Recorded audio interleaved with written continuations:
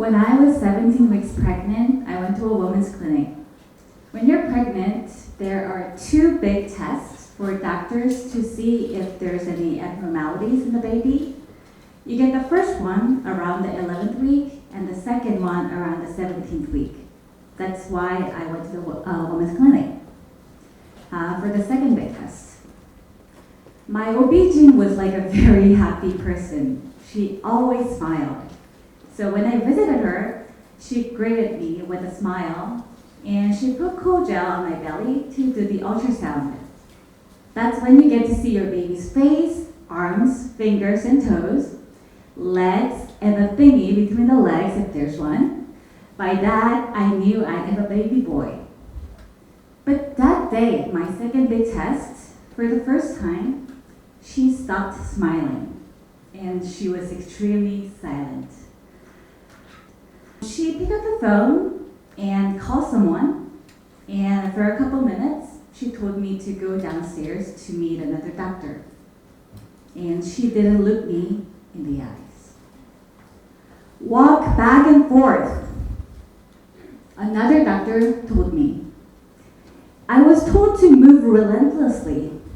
I did that for quite a while, and my feet were tired. She made me lie down, did the ultrasound, sighed, and then made me walk again, and then did the ultrasound again. Finally, she told me to go upstairs again. And just by the look of her face, I knew something was wrong. So I went back to my always happy but not today doctor and sat down. It's a very rare disorder, she said. She took out this thick book from the bookshelf and pronounced this word, holoprosencephaly, HPE. I'm pretty sure that none of you has heard of this word until today, unless you're a doctor. She explained it means the forebrain of the embryo fails to develop into two hemispheres. And I was like, what? My baby's brain? What does that even mean? She continued. She said, most babies don't make it to the world. Even if they do, they hold a very slim chance of survival. Of course I cried. During pregnancy, the diagnosis changed from HPE to septo-optic dysplasia, which means now he gets to live, which is great, but his brain, vision, or literally anything could go wrong anytime. Was it better? Not really.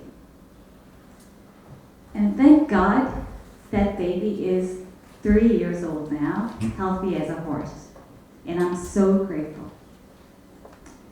Until today, my son has been diagnosed with HPE, septo-optic dysplasia, and a heart murmur in gliding testis.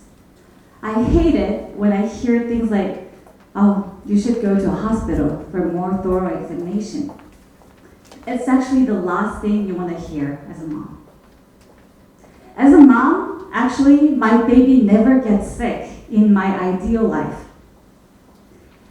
He's always healthy and happy. He could catch a cold once in a while, but with a good night's sleep, he's well again. That's my ideal world as a mom. But in real life, these things happen. Bad things, scary things can happen to me, you, and your family. Then what do? Well, I try to bridge the gap between the ideal world and the real world by first enjoying every moment of life, second, accepting things I never want can happen, and still praying that God would protect us. That way life is more beautiful and it's more precious because you understand how much each day is worth, and that makes you grateful. My presentation was a little better than this in my ideal world, but that's okay, I enjoyed it, and I hope you did too. Thank you for